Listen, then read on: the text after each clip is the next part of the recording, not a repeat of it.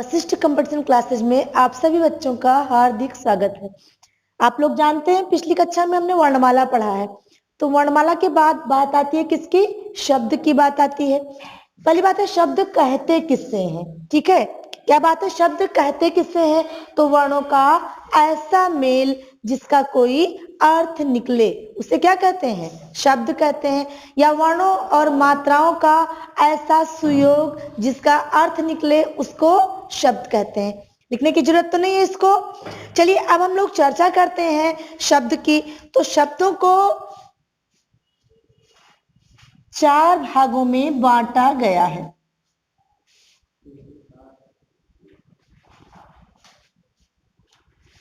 सबसे पहला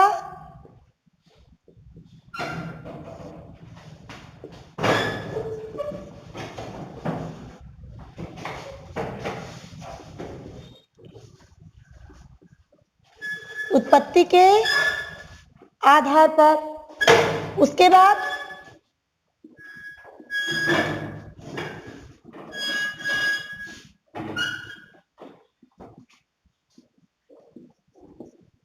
रचना के आधार पर, उसके बाद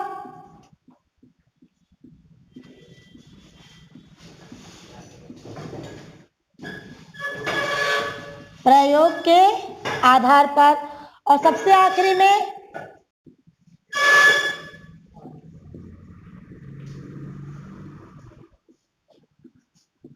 अर्थ के आधार पर। 4 भागों में सबसे बांटा गया। तो सबसे पहला कौन सा है? उत्पत्ति के आधार पर, जहां से शब्दों की उत्पत्ति हुई। एक क्रम आप लोगों को मैंने कई बार बताया है। शब्दों की उत्पत्ति का क्रम क्या था? सबसे पहले हमारी कौन सी भाषा? संस्कृत, सभी आदिकालीन भाषाओं की जननी या सभी भारतीय भाषाओं की जननी। कौन सी भाषा? संस्कृत भाषा। कुछ समय बाद मध्य एशिया से हमारे यहाँ द्रविड़ आ गए और दूसरी भाषा यानी कौन सी भाषा? पाली भाषा। फिर पाली और हिंदी को यानी पाली और संस्कृत को मिला करके नई भाषा का निर्माण हुआ, जिसको क्या कहा गया? प्राकृत भाषा।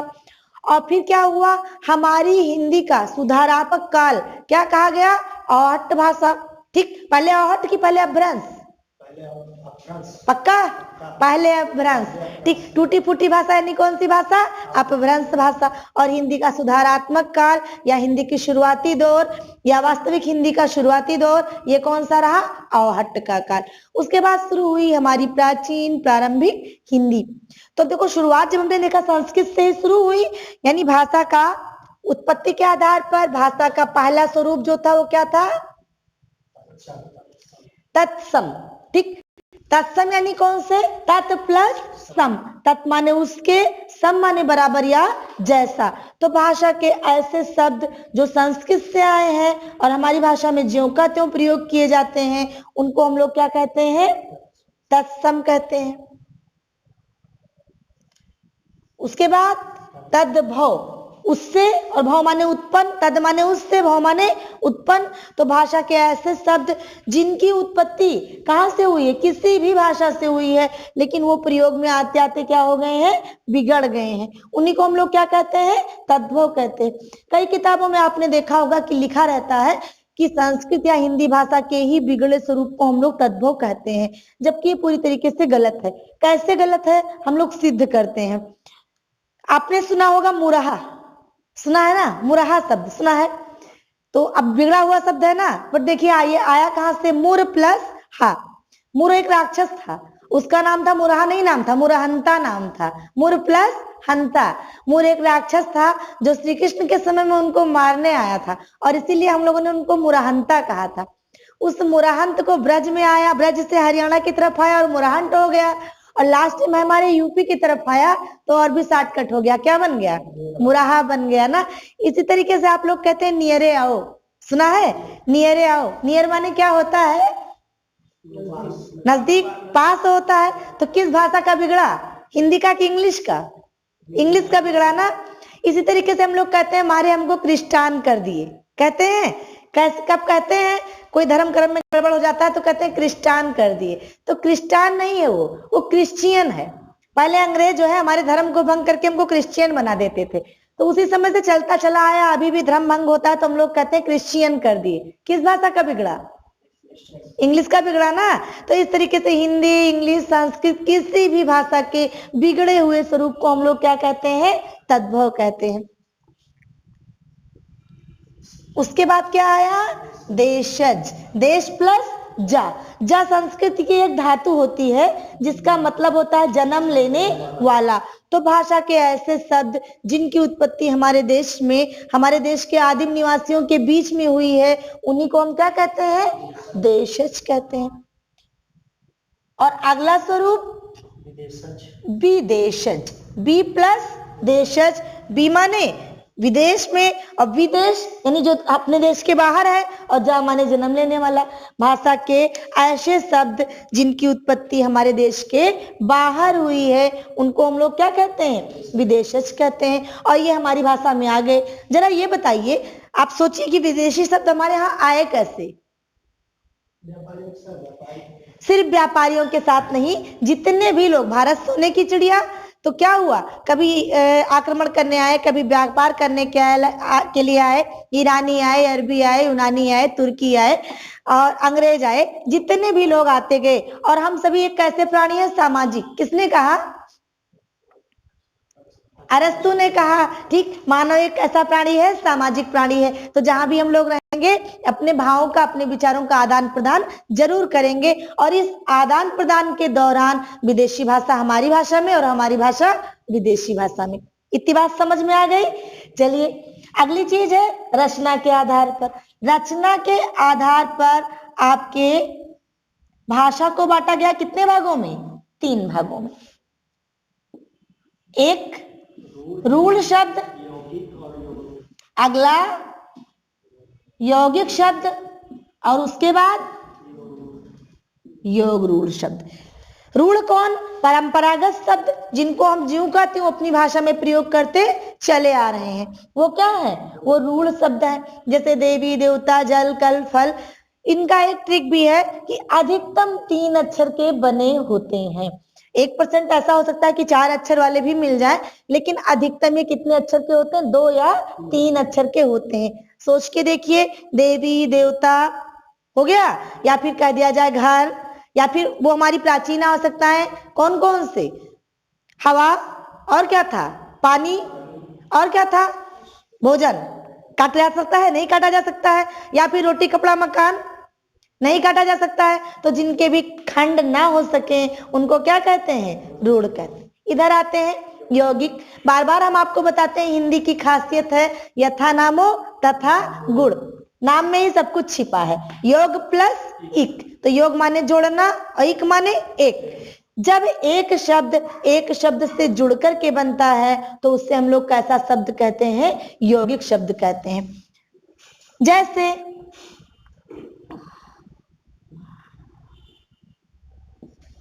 विद्या और आलय जोड़ दिया, क्या बना? विद्यालय बन गया। या मिठाई वाला जोड़ दीजिए, मिठाई वाला बन गया।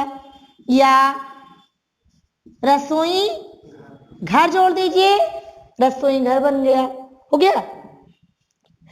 या घुड़सवार, यानी यौगिक वो शब्द हैं जो 2 अलग अलग शब्दों से मिलकर के बने हुए हैं। या यूं कह सकते हैं कि जिनमें कारक चिन्हों का लोप हो, वो भी प्रायः कैसे शब्द होते हैं? यौगिक शब्द के होते हैं। हो गया। अच्छा, अब आते हैं हम लोग किस शब्द पे? योग रूढ़ शब्द पे आते हैं। तो योग प्लस रूढ़, योग माने जोड़ने वाला और रूढ़ माने परंपरागत। तो जब रूढ़ शब्दों को, परंपरागत शब्दों को, किसी भी प्रकार के शब्दों को उसके साथ जोड़ दिया जाए और नवीन अर्थ प्रकट होने लगे तो उनको ही कैसे शब्द कहते हैं? योग रूढ़ शब्द कहते हैं। जैसे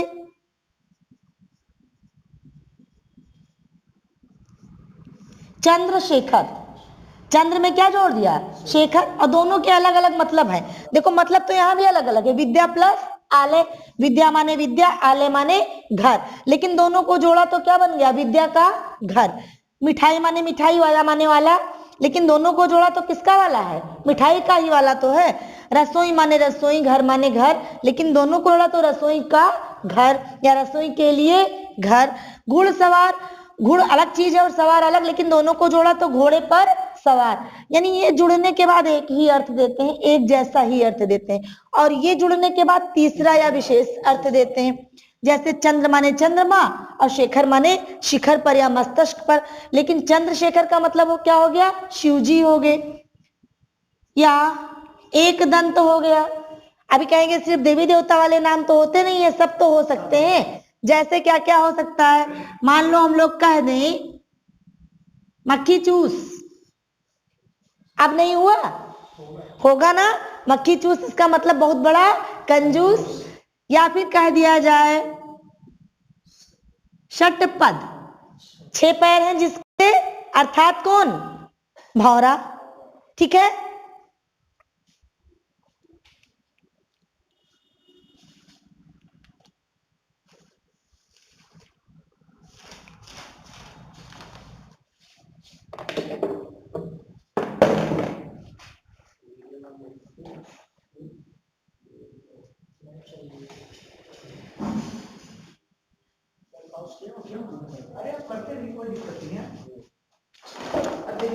हो गया है ना, इन लोग को नोट करने, थोड़ा सा इन लोग को नोट करने का मौका दे दिया जाए। तो इस तरीके से पता लग गया ना कि तत्सम तद्भव देशज विदेशज उत्पत्ति के आधार पर, रूढ़ यौगिक योग रूढ़ रचना के आधार पर। अच्छा, इधर हमारा था विकारी और अविकारी, तो एक पार्ट है विकारी, दूसरा पार्ट है अविकारी। विकारी में वो आते हैं जो परिवर्तनशील होते हैं। कौन कौन आते हैं विकारी में, संज्ञा, सर्वनाम, क्रिया और विशेषण। अविकारी में कौन कौन आते हैं, क्रिया विशेषण, समुच्चय बोधक, संबंध बोधक और विस्मयादि बोधक। हो गया। अच्छा, उसके बाद हमारे प्रयोग के आधार पर शब्द, तो या अर्थ के आधार पर शब्द, तो अर्थ के आधार पर शब्दों को 2 भागों में बांटा गया है, सार्थक और निरर्थक। जब हम बात करेंगे सार्थक की तो एकार्थी, अनेकार्थी, पर्यायवाची और विलोम। ठीक, और जब हम बात करेंगे निरर्थक की तो चाय वाय, पानी वानी, खाना वाना, गाना वाना। अच्छा ये बताइए, जब ये चाय वाय, पानी वानी, खाना वाना, गाना वाना निरर्थक है तो हम इसका यूज करते क्यों हैं?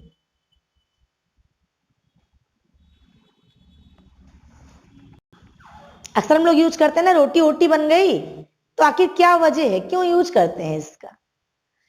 चलिए, इसको हम लोग इसलिए यूज करते हैं कि हम लोग अधिकतर बोलते हैं, हमारी जो भाषा है वो खड़ी बोली है, अवधि और खड़ी बोली हम लोग बोलते हैं। तो हमारी जो खड़ी बोली है शौर से नहीं अपभ्रंश से निकला हुआ है, और शौर से नहीं अपभ्रंश का जो मूल है वो कौरवी है। कौरवी यानी किसकी भाषा, कौरवों की भाषा ना। तो जैसे लोग वैसी भाषा। कौरव कैसे लोग थे, दुष्ट लोग थे ना, तो इसका मतलब भाषा भी कैसी हो गई, दुष्टों की। तो मतलब ये नहीं कि हमारी भाषा दुष्टों की भाषा है, कहने का मतलब ये है कि कौरवी भाषा के होने के नाते हमारी खड़ी बोली ठेठ है। वैसे ठेठ हिंदी का ठाठ किसने लिखा है, हरिओत जी ने लिखा है, ठेठ हिंदी का ठाठ। तो ठेठ हिंदी क्यों हुआ, क्योंकि इसमें बड़ी कर्कशता है, मधुरता नहीं है। तो अपनी भाषा में सरसता लाने के लिए और मधुरता लाने के लिए हमने किसका यूज करना शुरू कर दिया, निरर्थक शब्दों का यूज करना शुरू कर दिया। अच्छा देखिए, सरसता कैसे आती है, अभी रास्ते चलते कोई आपसे पूछ ले चाय पिए, कोई परिचित मिल जाए कहे चाय पिए, तो आप कहेंगे हाँ, या फिर क्या कह देंगे, नहीं अभी नहीं। लेकिन अगर कोई पूछ ले कि चाय वाय पिए, तो जवाब बढ़ गया, तब आप बताएंगे चाय पिए हैं या नहीं पिए हैं, या सुबह चाय नहीं पीते हैं, जूस पीते हैं, वगैरह वगैरह बताएंगे।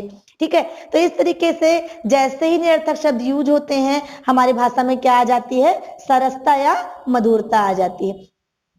चलिए अब हम लोग ट्रिक से सीखते हैं तत्सम तद्भव देशज और विदेशज को कैसे पहचाना जाएगा। हमारा तरीका अगर आपको समझ में आए तो आप बताएंगे, ठीक है। आमतौर पे कई वीडियोस में आपने देखे होंगे, यूट्यूब पे ही कई सारे वीडियोस आपने देखे होंगे जिसमें लोगों ने बताया होगा कि यदि तत्सम पहचानना हो तो जान जाइए ये छा रहेगा, ये शा रहेगा, ये शा रहेगा और या रहेगा। ऐसा देखा है ना वीडियो में तत्सम पहचानने का तरीका। लेकिन इसमें तो केवल कितना सही होता है, 90% ही सही होता है, जबकि 100% चाहिए हमको। तो 100% के लिए हम लोग क्या करेंगे कि ट्रिक के साथ साथ एक ऐसा तरीका सीखेंगे जिससे तुरंत पकड़ ले जाए। तो चलिए हम सीखते हैं तत्सम। तत्सम माने संस्कृत वाले शब्द। हम आपको 4 ऐसी जगह बताते हैं जहां चले जाइए, मतलब पैर से नहीं, कहां से, दिमाग से। उन सभी जगहों पर आपको केवल संस्कृत के ही शब्द मिलेंगे, उस सबके सब तत्सम मिलेंगे। कहां कहां चलते हैं? एक तो चलते हैं कहां पे? गुरुकुल। प्राचीन गुरुकुल व्यवस्था जानते हैं ना? तो एक तो हम लोग चलते हैं गुरुकुल। यदि गुरुकुल जाने में समस्या लगे तो आप चले जाइए हर घर में रहने वाले किसके पास? रामचरित मानस के पास। अच्छा, या फिर चले जाइए वेदों के पास। कहीं भी जाएंगे केवल तत्सम शब्द ही मिलेंगे। चलिए चेक करते हैं कैसे मिलेंगे। प्राचीन व्यवस्था में जब बच्चा जाता था एडमिशन लेने गुरुकुल में, तो इस समय बच्चे का क्या होता था? उपनयन होता था। उपनयन के बाद क्या होता था? यज्ञोपवीत होता था। और यज्ञोपवीत के बाद बच्चे को गुरुजी क्या देते थे? मंत्र। और मंत्र में कहते थे कि कल से आपको उठ जाना है, ब्रह्म मुहूर्त में उठना है।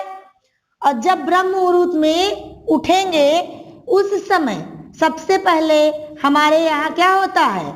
हवि होता है। और हवि के लिए एकत्रित किया जाता है हविष्य।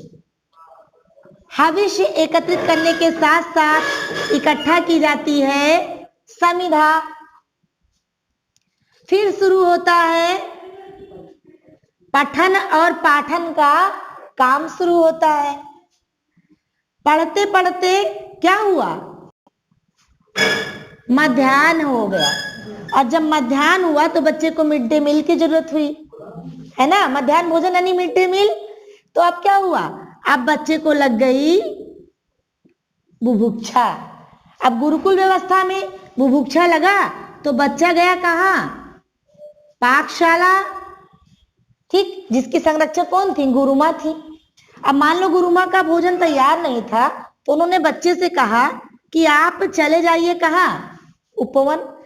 अच्छा, आप कहते हैं ना कि बालक वानर एक समान है। अच्छा, यहाँ रामचरितमानस के मुख्य कौन? बालक राम लखन। और इनके प्रमुख साथी कौन? सिद्ध हो रहा है ना? चाहे यहाँ जाएंगे, चाहे यहाँ जाएंगे, चाहे यहाँ जाएंगे, केवल संस्कृत शब्द मिलेंगे। तो ये उपवन गए। और जब उपवन गए तो बच्चे तो थे ही, क्या तोड़ा? कदली तोड़ा। और क्या तोड़ा? आम्र भी तोड़ा। इतने तो हो गए। हम आपको जबानी फिर इन चीजों के बारे में बताते हैं। अब कदली तोड़ा होगा, आम्र भी तोड़ा, निम्ब भी तोड़ा होगा, इमलिका भी तोड़ी होगी, काष्ठ भी तोड़े होंगे। घर आए तब क्या हुआ? इनकी गुरु माँ ने भोजन में क्या डाला होगा? हरिद्रा डाला होगा, यवनिका डाला होगा, लवण डाला होगा। ठीक, पिपासा इन लोग को लगी होगी, दुग्ध होगा, दही होगा, मतलब दधी होगा। ठीक। अच्छा, उस समय गोवंश होते थे। अगर गोवंश होंगे तो उपला भी जरूर होगा। क्यों? क्योंकि गोमय भी जरूर होगा। गोमय होगा, उपला होगा। ठीक, तो जब चूल्हा जलेगा यानी ईंधन जलेगा तो धूम भी निकलेगा। यानी गुरुकुल के एकदम सुबह से शाम तक की दिनचर्या में एक भी शब्द आपको कोई और नहीं मिलेगा, सिर्फ और सिर्फ तत्सम मिलेंगे। ठीक, चलो इधर आते हैं। रामचरितमानस में बालक राम लखन की सारी स्टोरी थी और इनके साथ थे कौन? वानर थे। और इनके परम मित्र जिनका नाम क्या? सुग्रीव। एक वाक्यांश है, सुंदर हो ग्रीवा जिसकी, सुंदर हो ग्रीवा जिसकी। तो जिसकी ग्रीवा सुंदर वो कौन? वही तो सुग्रीव। ठीक, लड़ाई किससे हुई? राक्षसों से हुई। सीता माता की जो क्या थी? सोने की। और थी क्या? मुद्रिका थी ना। और रावण ने इनको बैठाला कहा था? अशोक हटा ही दीजिए, खाली वाटिका लिख देंगे तो भी आपका काम हो जाएगा। हो गया। ठीक, और राम भगवान बड़े ज्ञाता थे किसके? शस्त्र के भी और शास्त्र के भी। इधर भी चलते चले जाइए, एक भी शब्द आपको किसी और भाषा के नहीं मिलेंगे, सिर्फ तत्सम शब्द मिलेंगे। ठीक, वेदों की बात करते हैं तो वेदों में हमारे आरण्य ग्रंथ थे। लिखा किसने था? ऋषि मुनियों ने लिखा था।